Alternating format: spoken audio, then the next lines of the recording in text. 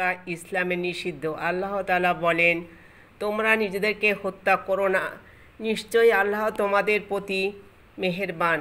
কেউ সীমা লঙ্ঘন বা অন্যায়ভাবে এরূপ করলে তাকে খুব শীঘ্রই আগুনে নিক্ষেপ করা হবে। সূরা আন-নিসা 29-30 নম্বর আয়াত। অথচ বহু বোকা নির্বোধ লোক শেষ পর্যন্ত আত্মহত্যা করে থাকে। অথচ মুসলমানদের চরিত্র হচ্ছে বিপদ আসলে ধৈর্য ধারণ এবং সেই ধৈর্যের জন্য সওয়াব পাওয়ার আশা পোষণ করবে। বিভিন্ন রোগ শোক বিপদ আপদ ও দুঃখ মুসিবতের সংকীর্ণ পরিসর থেকে মুক্তির জন্য আত্মহত্যার পথ বেছে নেওয়া মারাত্মক ভুল। হযরত আবু হুরায়রা রাদিয়াল্লাহু তাআলা আনহু হতে বর্ণিত, রাসূল সাল্লাল্লাহু আলাইহি ওয়াসাল্লাম বলেছেন, যে ব্যক্তি গলা টিপে আত্মহত্যা করে সে দোজখের মধ্যে গলা টিপে নিজেকে হত্যা করতে থাকবে, এবং যে ব্যক্তি নিজেকে আঘাত করে সে দোজখে নিজেকে আঘাত করতে থাকবে। বুখারী শরীফ। আবু হুরায়রা রাদিয়াল্লাহু তাআলা আনহু হতে বর্ণিত, রাসূল সাল্লাল্লাহু আলাইহি ওয়াসাল্লাম বলেন, যে ব্যক্তি পাহাড় থেকে লাফ দিয়ে পড়ে আত্মহত্যা করে সে জাহান্নামেও আগুনে ঝাঁপ দেবে এবং অনাদি অনন্তকাল সেখানে থাকবে। কেউ বিষ পানে আত্মহত্যা করলে হাতে বিষ নিয়ে দোজখেও তা পান করতে থাকবে এবং সেখানে অনাদি অনন্তকাল থাকবে। কেউ লোহার সাহায্যে আত্মহত্যা করলে জাহান্নামের হাতে একটি লোহা দিয়ে নিজের পেট আঘাত করতে থাকবে এবং সেখানে চিরকাল থাকবে। বুখারী। এ হাদিস দ্বারা আত্মহত্যার সকল উপায়কে হারাম করা হয়েছে। এজন্য পাপী মুসলমানরা জাহান্নামে নিজ নিজ পাপের শাস্তি ভোগের পর জান্নাতে আসতে পারবে, কিন্তু আত্মহত্যাকারী মুসলমান এবং এর সাথে কাফের ও মুশরিকরা কোনো দিন জান্নাত পাবে না। এ কথার সমর্থনে কোরআনেরও একটি আয়াত আছে। আল্লাহ বলেন, যে ব্যক্তি ইচ্ছাকৃতভাবে কোনো মুমিন মুসলমানকে হত্যা করে তার শাস্তি জাহান্নাম, তাতেই সে চিরকাল থাকবে।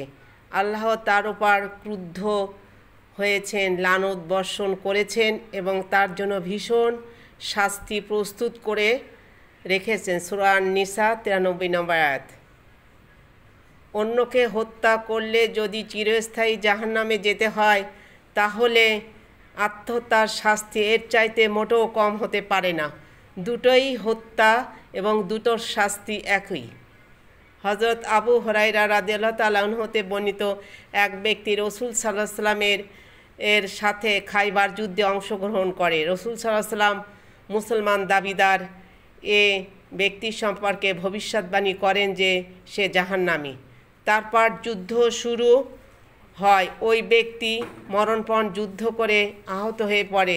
তখন রাসূল সাল্লাল্লাহু আলাইহি ওয়াসাল্লাম আমাকে জানানো হলো যে সেই লোকটি ভীষণভাবে যুদ্ধ করে নিহত হয়েছে। রাসূল সাল্লাল্লাহু আলাইহি ওয়াসাল্লাম এবারও বললেন সে জাহান্নামী।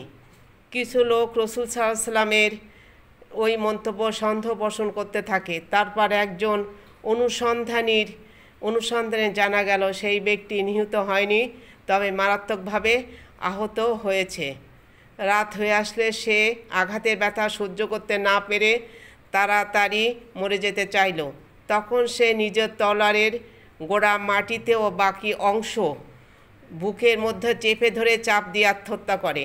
তারপর অনুসন্ধানকারী ব্যক্তিটি বলে উঠল, আল্লাহু আকবার, আমি বিশ্বাস করি আপনি আল্লাহর বান্দা ও রাসূল। তারপর রাসূল সাল্লাল্লাহু আলাইহি ওয়াসাল্লাম বেলালকে আদেশ দেন, তিনি যেন ঘোষণা করে দেন যে মুসলমান ছাড়া কেউ বেহেশতে প্রবেশ করতে পারবে না, তবে আল্লাহ ফাসেক লোকের মাধ্যমেও দ্বীনের খেদমত নিয়ে থাকেন।